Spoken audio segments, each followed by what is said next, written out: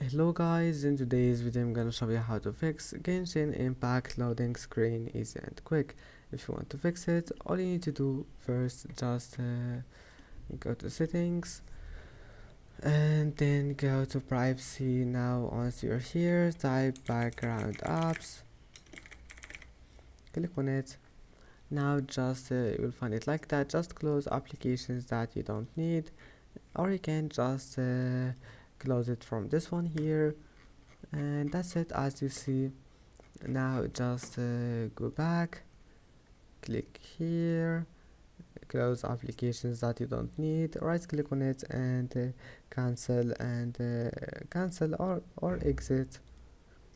And after that, just open Genshin Impact and try again, and if that doesn't fix it, just restart your PC and close the applications again and try again.